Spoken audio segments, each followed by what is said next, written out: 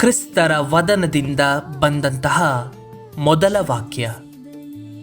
ಪಿತನೇ, ಇವರನ್ನು ಕ್ಷಮಿಸಿ, ತಾವೇನು ಮಾಡುತ್ತಿರುವರೆಂದು ಇವರು ಅರಿಯರು. ಲೂಕ 23ನೇ ಅಧ್ಯಾಯ 34ನೇ ವಚನ. ಶಿಲುಬೆಯನ್ನು ಒಮ್ಮೆ ನೋಡಿ. ಎಲುಬುಗಳನ್ನು ಸೀಳಿರುವ ಮೊಳೆಗಳು, ಶಿರಸ್ಸನ್ನು ಛೇದಿಸಿರುವ ಮುಳ್ಳಿನ ಕಿರೀಟ, ಇಡೀ ದೇಹದಲ್ಲಿ ಸ್ಥಳವೇ ಇಲ್ಲದಂತೆ ಗಾಯಗೊಂಡಿರುವ ದೇಹ.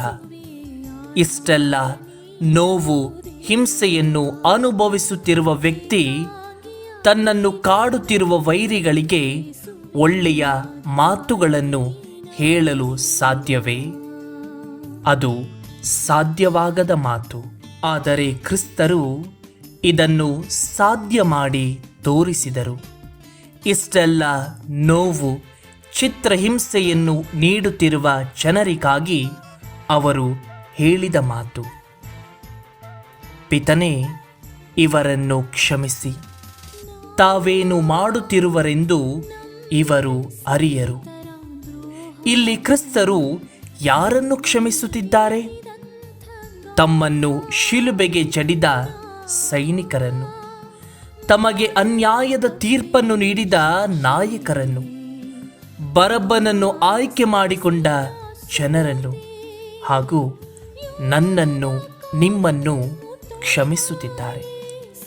ಕ್ಷಮೆಯನ್ನು ಕೇಳುವ ಮುನ್ನವೇ ಕ್ರಿಸ್ತರು ಅವರೆಲ್ಲರನ್ನು ಕ್ಷಮಿಸಿದರು. ತಮ್ಮ ನೋವಿನ ಮಡುವಲ್ಲಿ ಅವರು ಕ್ಷಮಿಸಿದರು. ಕ್ಷಮಿಸಲು ಅನರ್ಹರನ್ನು ಕೂಡ ಕ್ಷಮಿಸಿಬಿಟ್ಟರು. ಇಂದು ನಾವು ಯಾರನ್ನು ಕ್ಷಮಿಸಬೇಕಾಗಿದೆ? ಸದಾ ಕೋಪಗೊಳ್ಳುವ ಪತಿ ಅಥವಾ ಪತ್ನಿಯನ್ನು, ಮಾತು ಕೇಳದ ಮಕ್ಕಳನ್ನು, ದ್ರೋಹವೆಸಗುವ ಮಿತ್ರರನ್ನು, ಸದಾ ನೋವನ್ನೇ ನೀಡುವ ಈ ಸಮಾಜವನ್ನು. ಶಿಲುಬೆಯ ಮೇಲೆ ತೂಗಾಡುತ್ತಿರುವ ಕ್ರಿಸ್ತರು ನಾವು ಹೇಗೆ ಕ್ಷಮಿಸಬೇಕೆಂದು ಕಲಿಸಿಕೊಡುತ್ತಿದ್ದಾರೆ. ಕ್ರಿಸ್ತರಿಂದ ಕ್ಷಮಿಸುವುದನ್ನು ಕಲಿತು ಕ್ರಿಸ್ತರಂತೆ ಕ್ಷಮಿಸಲು ಸದಾ ಸಿದ್ಧರಾಗೋಣವೇ? ಶಿಲುಬೆಯ ಮೇಲಿಂದ ಕ್ಷಮಿಸಿದ ಯೇಸುವೇ,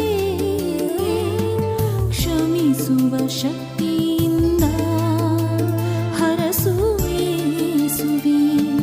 ಸ್ನೇಹಿತರು ದೂರಾಗಿ ಹೋಗಿರಲು, ಶತ್ರುಗಳೇ ಎಲ್ಲೆಲ್ಲೂ ತುಂಬಿರಲು, ಸ್ನೇಹಿತರು ದೂರಾಗಿ ಹೋಗಿರಲು, ಶತ್ರುಗಳೇ ಎಲ್ಲೆಲ್ಲೂ ತುಂಬಿರಲು, ಏಕಾಕಿಯಾಗಿ ನೊಂದಿರಲು ಯೇಸುವೇ ಆಧಾರ ನೀನಾಗು ದೇವಾ.